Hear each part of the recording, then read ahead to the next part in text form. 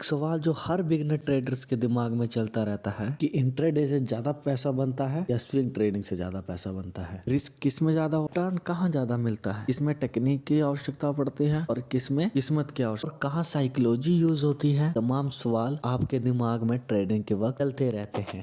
आज उन सारे सवालों का जवाब आपको मिलने वाला है। वेलकम टू माय चैनल, आओ कुछ नया सीखे। इंट्राडे ट्रेडिंग और स्विंग ट्रेडिंग के बारे में कुछ खास बातें बताने से उससे पहले आप दोनों के बीच का अंतर समझ लीजिए। बेसिक जानकारी है दोनों के बीच में, पहले आप समझ लीजिए। नाम से ही जैसे क्लियर हो रहा है, इंट्राडे जिसे डे ट्रेडिंग भी कहते हैं, इसमें सेम डे स्टॉक खरीदा जाता है और सेम डे ही बेचा जाता है। और स्विंग ट्रेडिंग के अंदर स्टॉक आज खरीद, उसमें आपकी मर्जी होती है, आप कल बेचो, के बाद बेचो या महीने बाद होल्ड करके भी आप बेच सकते हो, उसे स्विंग ट्रेडिंग कहते हैं। और अब चलिए आगे बढ़ते हैं और दोनों में से सबसे ज्यादा रिस्क किस में होता है ये समझ लेते हैं और फिर जानेंगे कौन सा ट्रेडिंग सीखना आसान है और अधिक प्रॉफिट होता है। और रही बात रिस्क की, तो नाम से ही आपको पता चल रहा है कि इंट्राडे, इसके अंदर सेम डे आपको स्टॉक खरीदना होता है और सेम डे ही आपको स्टॉक बेचना होता है। इसमें कई बार ऐसा देखने को मिलता है कि लिया हुआ ट्रेड फेल हो जाता है, या तो उसमें स्टॉप लॉस हिट हो जाता है या तो नुकसान में ट्रेड से बाहर निकलना पड़ता है। वहीं अगर आप स्विंग ट्रेडिंग करते हैं, अगर उस दिन आपका प्रेडिक्शन सही नहीं हुआ और प्रेडिक्शन के अपोजिट मार्केट चला गया और उसमें हफ्ता 10 दिन का समय होता है